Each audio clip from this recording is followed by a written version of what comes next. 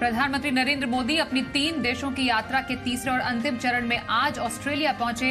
PM Modi Papua New Guinea की अपनी यात्रा समाप्त करने के बाद सिडनी में हैं। इस दौरान भारतीय समुदाय के लोग भारी संख्या में मौजूद थे। प्रधानमंत्री मोदी के सिडनी आगमन पर भारतीय समुदाय के लोगों ने उनका भव्य स्वागत किया। प्रधानमंत्री मोदी 24 मई तक ऑस्ट्रेलिया की यात्रा पर रहेंगे। पीएम मोदी ऑस्ट्रेलिया के भारतीय समुदाय के सिडनी में आयोजित एक सामुदायिक कार्यक्रम में भी हिस्सा लेंगे।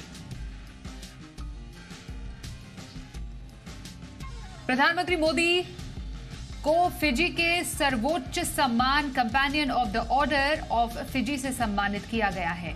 यह सम्मान फिजी के पीएम सितिवेनी राबुका की ओर से वैश्विक नेतृत्व को देखते हुए पीएम मोदी को दिया गया है। फिजी का यह सर्वोच्च सम्मान अब तक कुछ ही गैर फिजी लोगों को मिला है। पीएम मोदी 3 देशों के अपने दौरे के दूसरे चरण में 21 मई को पैपुआ न्यू गिनी पहुंचे। ये किसी भी भारतीय प्रधानमंत्री की पैपुआ न्यू गिनी की पहली यात्रा रही। पैपुआ न्यू गिनी के प्रधानमंत्री जेम्स मारापे ने हवाई अड्डे पर पीएम मोदी के पैर छूकर उनका स्वागत किया।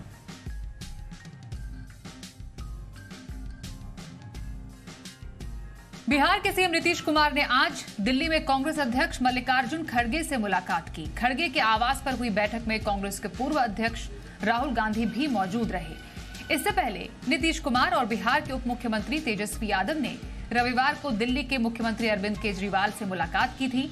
इस दौरान उन्होंने केंद्र की ओर से लाए गए अध्यादेश के खिलाफ आम आदमी पार्टी सरकार को समर्थन देने की घोषणा की थी। मुख्यमंत्री निवास पर हुई मुलाकात के दौरान केंद्र सरकार के रवैये समेत कई राजनीतिक मुद्दों पर चर्चा हुई थी।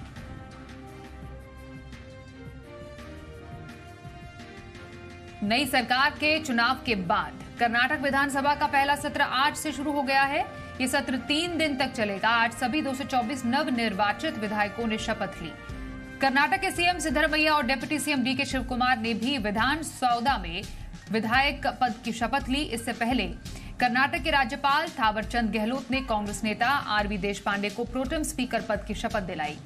इससे पहले कांग्रेस ने राज्य के विधानसभा का शुद्धिकरण किया।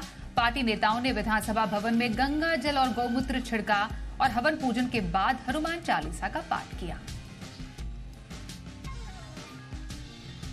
भारतीय कुश्ती संघ के अध्यक्ष ब्रजभूषण शरण सिंह नार्को टेस्ट कराने की चुनौती को पहलवानों ने स्वीकार कर लिया है। दिल्ली के जंतर मंतर पर प्रदर्शन कर रहे बजरंग पूनिया ने कहा कि अगर वो नार्को टेस्ट के लिए तैयार हैं तो वो टेस्ट लाइव कराया जाए। वहीं पहलवान विनेश फोगाट ने भी कहा कि नार्को टेस्ट के लिए विनेश ही नहीं बल्कि सभी वो लड़कियां तैयार हैं जिन्होंने उनके खिलाफ शिकायत दर्ज की है।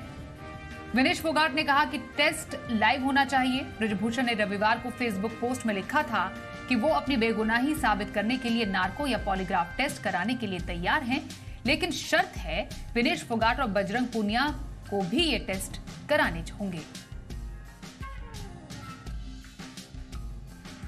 एनसीबी के पूर्व जोनल डायरेक्टर समीर वानखेड़े को बॉम्बे हाईकोर्ट से अंतरिम राहत मिली है। कोर्ट में अगली सुनवाई 8 जून को होगी। हालांकि जब भी जांच होगी तो बुलाए जाने पर उन्हें जांच एजेंसी के सामने पेश होना होगा। कोर्ट ने सीबीआई से वानखेड़े के खिलाफ सख्त एक्शन न लेने को कहा है। इस दौरान समीर वानखेड़े मीडिया से बात या फिर किसी प्रकार के दस्तावेज मीडिया से साझा नहीं कर सकते हैं और न ही सबूतों से छेड़छाड़ कर सकते हैं। वहीं समीर वानखेड़े ने कहा कि उन्हें और उनकी पत्नी को डराने की कोशिश की गई है। पुलिस कमिश्नर मिलकर सुरक्षा की मांग करेंगे। 18 दिन बाद फिर हिंसा हुई है। राजधानी इम्फाल के न्यू लंबुलेन इलाके में आज उपद्रवियों ने कुछ खाली पड़े घरों में आग लगा दी।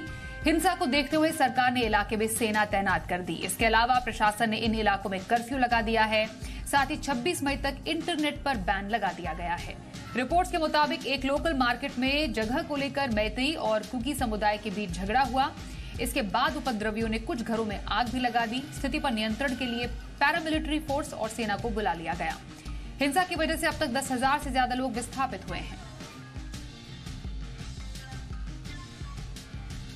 प्रधानमंत्री नरेंद्र मोदी के नाम पर बनी डॉक्यूमेंट्री को लेकर दिल्ली हाईकोर्ट ने बीबीसी को समन जारी किया है।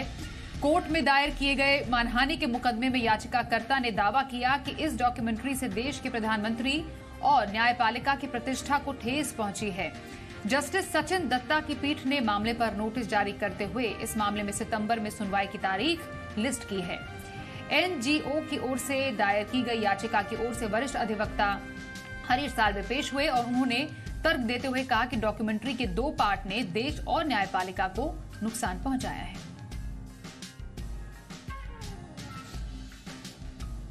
गुजरात एटीएस ने अहमदाबाद से 4 आतंकियों को गिरफ्तार किया है। एटीएस यानी एंटी टेररिस्ट स्क्वाड के अधिकारी ने बताया कि चारों आतंकी अलकायदा के सदस्य हैं।